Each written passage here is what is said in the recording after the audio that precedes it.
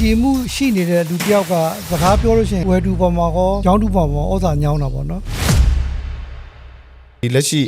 အောင်မြင်တဲ့အကျိုးဆောင်တရားဖြစ်ဖို့အတွက်ဆိုရင်ဘယ်လိုအချက်လေးလှုပ်ဆောင်တင်လဲပေါ့အသုံးချက်လောက်ပဲဖြစ်ဖြစ်ပြောပြပေးပါလားဆရာဟုတ်သုံးချက်ထဲမှာဆိုရင်တော့အဓိကတော့ကိုလှုပ်တဲ့လုပ်ငန်းကို YouTube ပို့လိုတာပေါ့နော်ဟုတ်ကဲ့ဟုတ်နောက်အောင်မြင်ရမှာဆိုတော့စန္ဒပေါ့စန္ဒကငတ်မှုနေဖို့လိုတယ်ငတ်မှုနေဖို့လိုတယ်နောက်တတိယအချက်စာလောင်ငတ်မှုနေဖို့လိုတယ်တတိယအချက်ကတော့မန်ကန်နဲ့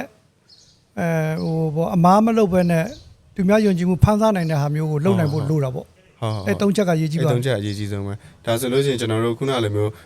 YouTube နေမှရမယ်စာလောင်နေရမယ်မှန်ကန်ပြီးတော့မှလူများရဲ့ယုံကြည်မှုကိုရအောင်ယူမှရမယ်ဟုတ်တယ်အဲ့ဒါတော့အရေးကြီးတယ်နော်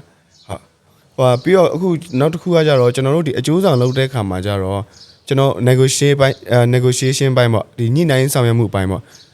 အင်ရှင်ရောင်းတဲ့သူနဲ့လည်းကျွန်တော်ညှိနှိုင်းရတယ်ဝယ်တဲ့သူနဲ့လည်းညှိနှိုင်းရတယ်အကျိုးဆောင်ချင်းချင်းလည်းညှိနှိုင်းရတာရှိတယ်ပြီးရင်အယောင်းဝယ်လုပ်မဲ့ခါချလို့ရှိရင်ရောင်းသူနဲ့ဝယ်သူနဲ့ကိုလည်းညှိနှိုင်းပေးရတယ်ပေါ့ဆိုတော့အဲ့လိုညှိနှိုင်းမှုscale ကိုကြတော့ဆရာဘယ်လိုမျိုးလေ့လာပြစ်လဲပေါ့အဲ့လိုလေးသိလို့ရမှာဗျအဓိကတော့ပေါ့ trust ပေါ့နော်ယုံကြည်မှုရှိနေတဲ့လူတစ်ယောက်ကစကားပြောလို့ရှိရင်ဩဇာညောင်းတယ်ဟုတ်နော်ဝယ်တူပေါ်မှာကောရောင်းတူပေါ်မှာဩဇာညောင်းတာပေါ့နော်ဒီလိုညှိနှိုင်းမှုမှာကကျွန်တော်ထင်တယ်ကြားထဲမှာရှိနေတဲ့လူကရိုးသားမှုရှိဖို့လိုတယ်အဲ့လိုလုံနိုင်တဲ့လူဆိုရင်တော်တော်များများကအားကိုးတာပေါ့နော်ကစတမာလည်းအားကိုးတယ်ရောင်းလူလည်းအားကိုးတယ်အဲ့ကြလို့ရှိရင်ကိုကညှိပေးရလွယ်တယ်အကျိုးဆောင်ချင်းလည်းအဲ့လိုပဲကိုကတခါမှပွဲကြော်တဲ့ကိစ္စတွေမလုပ်ဘူးမမှန်ကန်ကန်ကိုနာမည်အပြတ်မရှိဘူးဆိုရင်အကျိုးဆောင်ချင်းလည်းစကားပြောရတာလွယ်တယ်နော်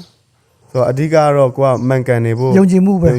တည်ဆောက်နေရမှာနော်ဟုတ်တယ်ဟုတ်